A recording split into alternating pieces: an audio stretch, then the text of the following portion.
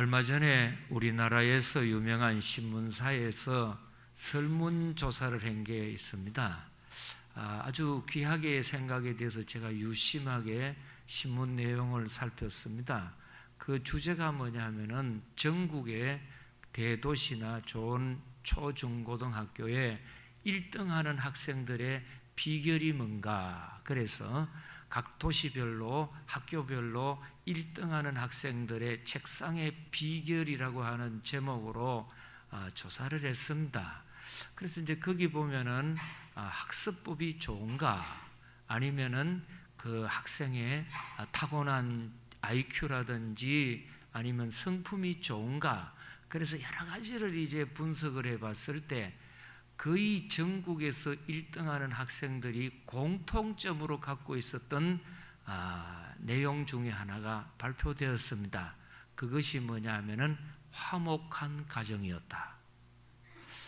가정이 화목하면 그 자녀들의 마음이 늘 평화롭기 때문에 아주 공부에 효율성이 크다고 합니다. 그런데 반대로 우리나라의 사고뭉치 자녀들의 가장 큰 문제의 원인이 뭐냐? 그럴 때 뭐 이런저런 문제가 많겠지만은 뭐 타고난 유전적인 요인도 있겠죠. 또 이런저런 환경적이나 친구의 영향도 있겠지만은 문제아이의 가장 큰 문제의 원인 1번으로 나오는 것은 가정이 불화하더라. 가정이 불화하면 자녀들이 은연중합니다. 그래서 지존파의 그 못되는 범죄했던 사람에게 왜 그러냐 물었더니 자기는 집이 싫었다는 거예요. 집이 지옥 같았다. 그래서 가정이 불화해가지고는 자녀들이 바른 길로 갈 수 없고, 일진이라든지 이런 사고뭉치의 자녀들의 큰 공통점이 아버지 원수입니다. 어머니 나는 보기 싫습니다. 집 안 들어가고 싶습니다. 공통적으로 했던 말이라는 거죠. 그래서 굳이 그 신문사에서 그런 조사를 안 해도 우리는 익히 옛날부터 어른들에게, 성현들에게 들었던 말이 있습니다. 가화만사성이다. 가정이 화목하면 1만만자에 1사자에 1울성자 1만 가지의 일이 다 잘 이루어진다. 그런데 반대로 가정이 불화하면 안 된다는 겁니다. 그런데 이런 이야기가 세상에서만 있는 이야기가 아닙니다. 실제로 성경을 여러분 보시면은 하나님이 정말 관심 있게 보고 계시는 것 중에 하나가 화목입니다. 그래서 성경을 딱 펼치시면은 하나님이 복을 주는 사람이 있고 또 하나님이 저주하는 사람이 있는데, 그들의 삶의 특징 가운데에 어떤 삶을 보고 복을 주실까 했을 때, 첫째로 출애굽기 20장 24절에 있는 말씀을 보시면은 너희가 나에게 나와 화목 제물을 드려라. 그러면은 너희가 임하는 곳에 복을 주리라. 그러니까 화목하는 경우에 성경 전체에서는 한 5가지 이유를 설명하고 있습니다. 반드시 우리는 가정에서든지 직장 생활에든지 공동체 삶에서 반드시 화목하게 살아야 한다. 그 이유가 5가지 중에 첫째가 하나님이 임재하시고 복을 내리는 경우가 바로 화목한 장소다. 그래서 출애굽기 20장 24절에 보니 내게 토단을 쌓고 그 위에 내 양과 소로 내 번제와 화목제를 드리라. 화목한 제사를 드리라. 내가 내 이름을 기념하게 하는 모든 곳에서 내게 임하여 복을 주리라.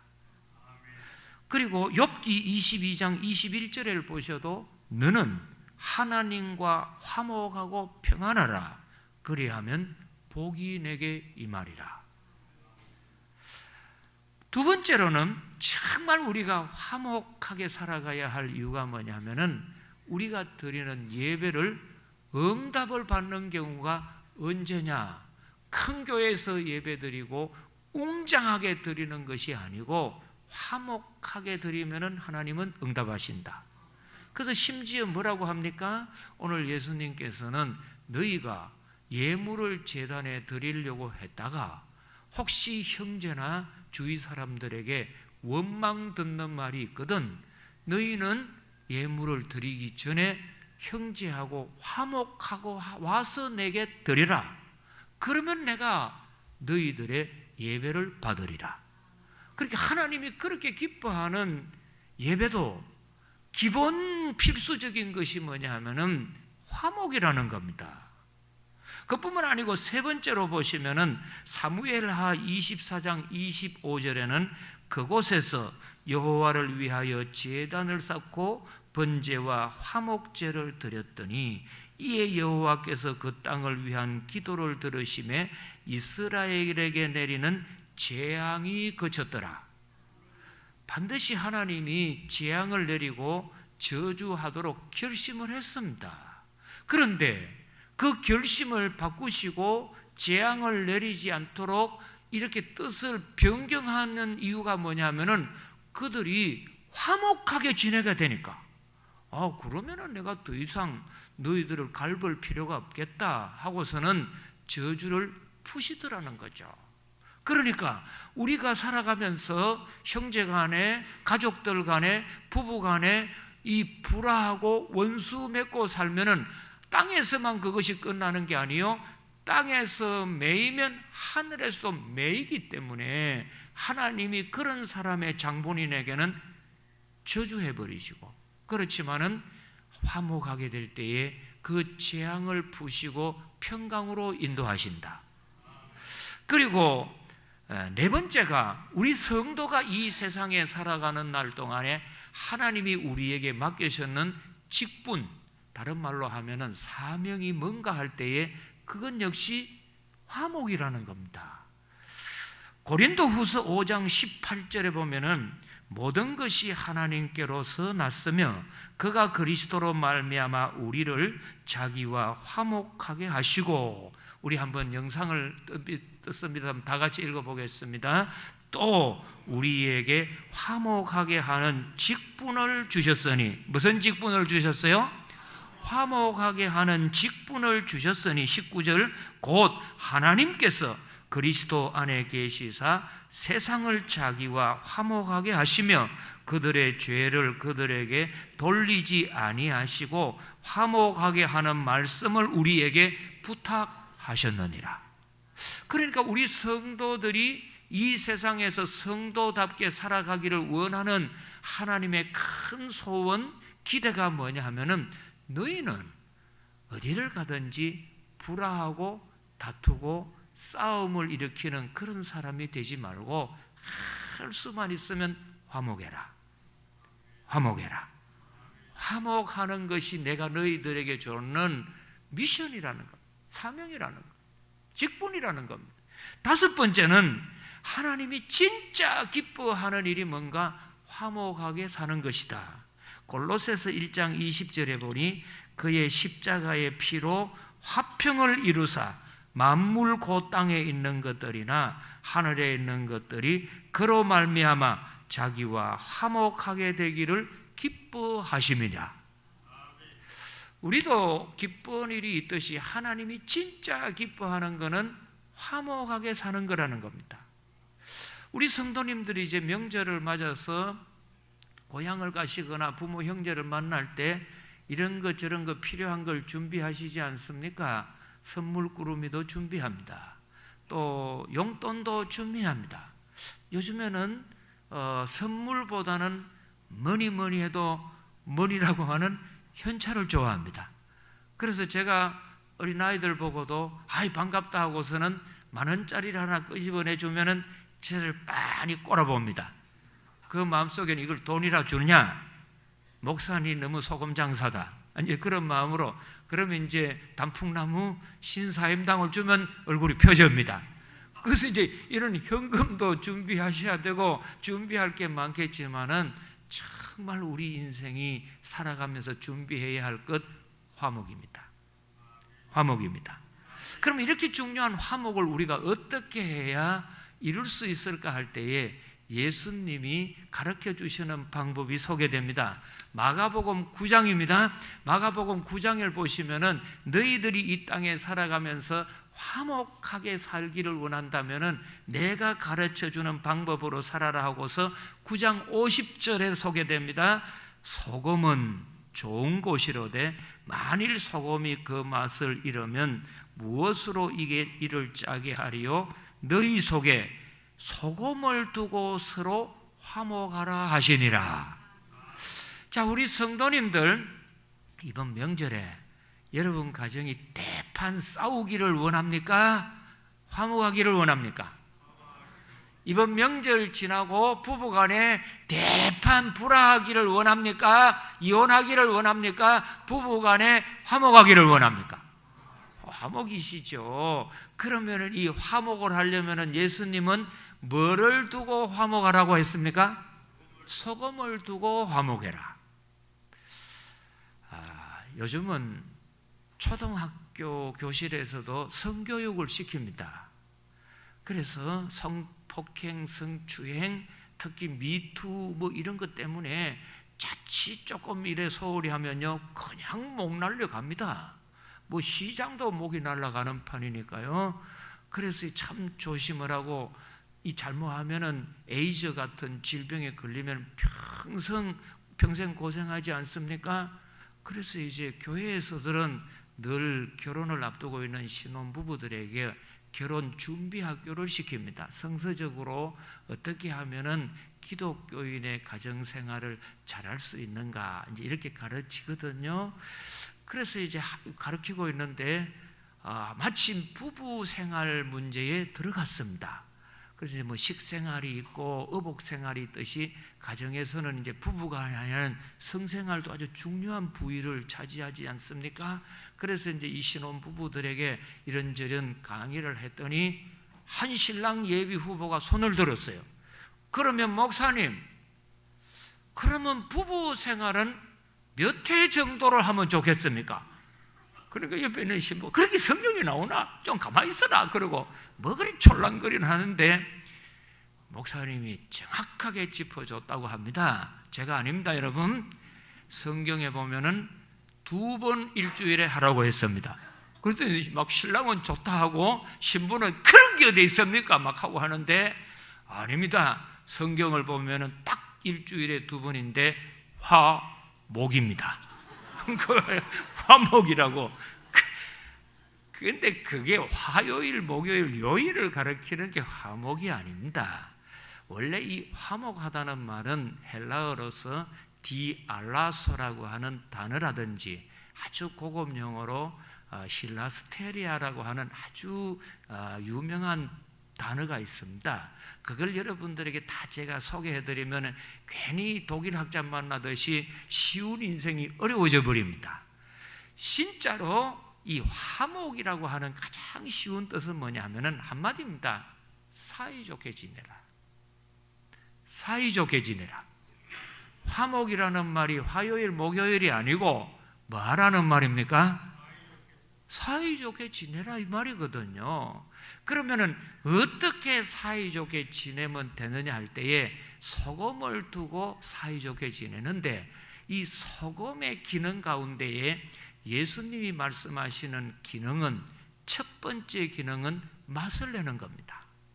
그럼 화목하게 살려면은 맛을 내야 하는데 그 말이 어디에 나오느냐 하면은 마태복음 5장 13절 너희는 세상의 소금이니 소금이 만일 그 맛을 잃으면 무엇으로 짜게 하리요 후에는 아무 쓸데없어 다만 밖에 버려져 사람에게 밟힐 뿐이니라. 그럴 때 소금의 맛이 있다. 여러분 잠언의 말씀을 보면은 삶은 계란은 반드시 뭐가 있어야 맛있습니까? 그렇지요. 소금이 없이 먹으면 삶은 계란이 아무리 좋은 삶은 계란도 어떻습니까? 그 어려운 게 아닙니다. 싱겁습니다. 그래서 사람들 가운데도 아주 싱거운 사람이 있습니다. 그 사람은 간이 안 든 사람입니다. 그래서 옛말에 키 큰 사람 치고 뭐 한 사람이 없다고요? 그 다 싱겁다 그래요. 괜히 와가지고 쓸데없는 말 하고 갑니다. 열심히 일하고 막 있는데 왜 와가지고 뭐 그래 열심히 합니까? 막 심각하게 묻길래 한참 대답을 해줬어요. 그리고 왜 묻는데 보니까 아무 이것도 아니요 하고 쓱 가버려. 뭐 저런 문디 같은 인간이 싱겁기는 그러는데, 이 싱겁다 아니면 맛이 있다 하는 것은 성경에서 말하는 것은 한마디로 사랑이 있다 없답니다. 그 말이 요한복음 13장 35절에 보니 너희가 서로 사랑하면 이로써 모든 사람이 너희가 내 제자인 줄 알리라. 소금같이 화목하려면, 맛을 내려면 우리 예수 믿는 사람들은 어디를 가든지 어떤 맛이 있어야 한다는 말입니까? 사랑하는 겁니다. 사랑하는 거죠. 그래서 데살로니가 전서 5장 13절에 보니 저의 역사로 말미암아 사랑 안에서 가장 귀히 여기며 너희끼리 화목하라. 자, 그러면 우리 성도님들이 이번 명절에 가족끼리 부부끼리 사랑하고 화목하시려면 첫째로 뭘 하셔야 합니까? 사랑하셔야 되죠. 근데 이 소금의 사랑은 뭐를 말하느냐? 소금은 물에 들어가면 녹아지고 숨기는 것. 조금 다른 말로 하면 상대방을 배려하는 겁니다. 내 입장만 생각하지 말고 배려해라. 그래서 헬라어로 디알라소라고 하는 그 말은 바꿔서 생각해봐라. 입장을 바꿔놓고 생각해봐라. 남자는 남자 입장에서 보지 말고 여자 입장에 생각해봐라. 그렇죠. 그래서 보세요. 거의 대부분 결혼하고 나면은 그 교제할 때 줬던 남편 되는 사람이 영 물건이 시원찮습니다. 뭐 저런 물건이 다 있냐? 저런 여자가 다 있냐? 막 욕을 해대지만은 실제로 그게 욕할 게 아닙니다. 왜 그런 줄 아세요? 결혼하기 전에 부모 밑에서 자랐던 자녀들은 부모님이 자녀를 부인용으로 키웁니까? 남편용으로 키웁니까? 아들, 딸로 키웁니다. 제 말이 이해 안 됩니까? 부모는 자식을 놓으면은 너는 커가지고 남편 부인 노릇하라고 키우는 게 아니고 아들, 딸 노릇을 잘하도록 키우지요. 그런데 남편 만나고 부인 만나가지고 남편 노릇, 부인 노릇 한 번도 안 해봤는데 기대하는 것은 처음부터 오해입니다. 아예 포기하시고 출발하셔야 하는데 기대를 내리시고 남편은 남편 입장에 생각하지 말고 부인 입장에 배려해야 합니다. 부인은 여자 입장에 생각하지 말고 남편 배려하셔야 합니다. 에세이집에 나온 내용입니다. 초등학생에게도 배울 것이 있더라. 제목은 꼴찌가 없는 운동회입니다. 내용이 있습니다. 다리를 다쳐가지고 쩔뚝거리면서 저는 아이가 있었습니다. 초등학교 들어가가지고 공부하고 의자에 앉았을 때는 문제가 없는데 운동회 때 달리기만 하면은 늘 꼴찌입니다. 그래서 초등학교 3학년이 되어서 4학년 될 때에 아빠, 이번 운동회 때 나 달리기 안 나가도 안 될까? 매일 꼴찌 하는데 부끄럽고 창피해서 내 못 살겠어. 그래, 아버지가 안 됐다는 듯이 쳐다보지만 그래도 어떻게 하겠냐? 뭐 달리기 할 땐 꼴찌를 해도 각오하고 달려라. 근데 이 아이는 죽기보다 싫은 것이 달리기 해서 꼴찌하는 겁니다. 그래서 그날도 5명이 이제 달리기 시작하는데 자기 차례가 되어서 출발점에 섰습니다. 신호탄이 탕 하고 아이들이 토끼와 같이 냅다 뛰는데 자기는 제일 꼴찌로 어정거리고 갈 수밖에 없었습니다. 고개도 들지 못하겠고 다른 친구들은 빨리 달리니까 그 왔던 학부형들, 할아버지들, 할머니들이 우리 손자 잘한다, 막 우리 아들 잘한다, 딸 잘한다 박수치고 막 왁자지껄 했는데 조금 있으니까 갑자기 그 소란스럽던 운동장이 찬물을 끼운 것처럼 조용합니다. 왜 그럴까 봤더니 그렇게 빨리 달리던 4명의 친구가 결승 지점 30m 앞에 딱 도달했을 때는 가만히 서가지고 뒤를 돌아보면서 꼴찌하는 친구에게 손짓을 합니다. 친구야, 빨리 오너라. 친구야, 너 올 때까지 우리 기다릴게. 그러면서 자기 사랑하는 친구가 매일 꼴찌하면서 쩔뚝거리며 자존심 상하는 걸 안 보도록 4명의 친구가 끝까지 기다려줬습니다. 그 친구가 오니까 그제야 5명이 손을 잡고 결승점에 들어간 겁니다. 그를 보는 순간 그 아이의 아버지는 눈물이 흐릅니다. 그 아이 당사자도 얼마나 감동이 돼요. 주위 사람은 박수를 쳤습니다. 그게 뭔 줄 아십니까? 상대방을 배려해 주는 겁니다. 내 좀 잘 산다고 은 없는 사람 그냥 무시하고, 내 좀 잘 나간다고 못 나가는 사람 업신여기고 그냥 깔보는 게 아닙니다. 좀 남편, 좀 부인 모자라고 힘들어도 어떻게 합니까? 누가 배려해 주겠습니까? 저는 우리 성도님들이 소금과 같이 녹아가면서 내 생각만 하지 말고 십자가의 자기를 죽기까지 화목길을 이루셨던 예수님같이 배려하기를 원합니다. 두 번째로는 화목한 사람들은 소금같이 한다는 것이 뭐냐? 그것이 말을 잘해주는 겁니다. 자, 골로새서 4장 6절에 보니 너희 말을 항상 은혜 가운데서 소금으로 맛을 냄과 같이 하라. 그리하면 각 사람에게 마땅히 대답할 것을 알리라. 자, 우리 한번 다 같이 읽어보겠습니다. 너희 말을 항상 은혜 가운데서 소금으로 맛을 냄과 같이 하라. 그리하면 각 사람에게 마땅히 대답할 것을 알리라. 아멘. 지금 화목하게 살려면 소금같이 한다는 것이 뭐냐? 말이라는 거죠. 말을 할 때에 어떤 말을 해줘야 하느냐? 항상 격려하고 힘이 되고 도움이 되고, 성경에서 가장 강조하는 말은 덕이 되는 말을 해라. 덕이 되는 말을 해라. 덕이 되는 말을 해라. 무슨 말을 하라고요? 덕이 되는 말을 하셔야 합니다.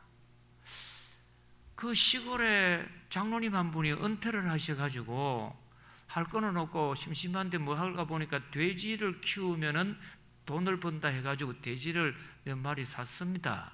그런데 몇 달 지났는데 옆집 돼지는 잘 자라는데 자기 집 돼지가 안 자라는 겁니다.